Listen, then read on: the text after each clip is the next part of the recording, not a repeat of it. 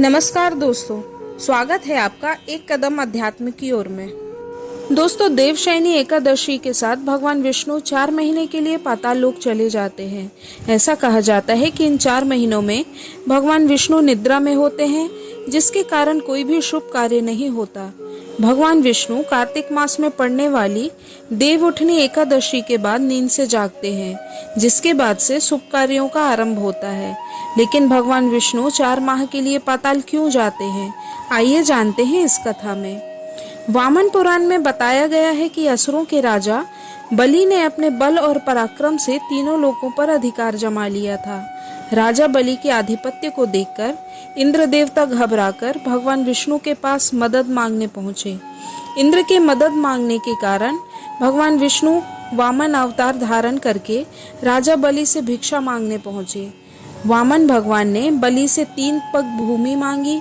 पहले और दूसरे पग में भगवान ने धरती और आकाश को नाप लिया। अब तीसरा पग रखने के लिए कुछ नहीं बचा था, तो राजा बलि ने कहा कि तीसरा पग उनके सिर पर रख दें।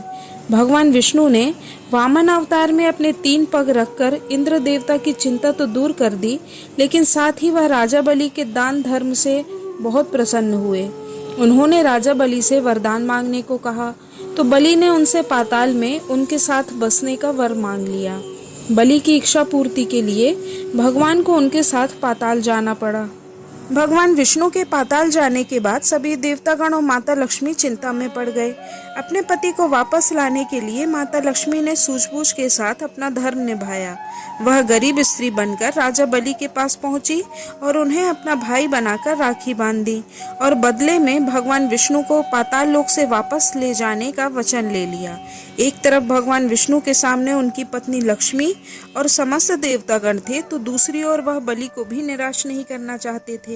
उन्होंने राजा बलि को वरदान दिया कि वह आषाढ़ शुक्ल की एकादशी से कार्तिक शुक्ल की एकादशी तक पाताल लोक में वास करेंगे। पाताल लोक में उनके रहने की इस अवधि को योग निद्रा माना जाता है। उसके बाद कार्तिक मास में देव उठनी एकादशी के बाद भगवान नींद से जागते हैं और फिर सभी शुभ कार्यों का आरंभ होता है।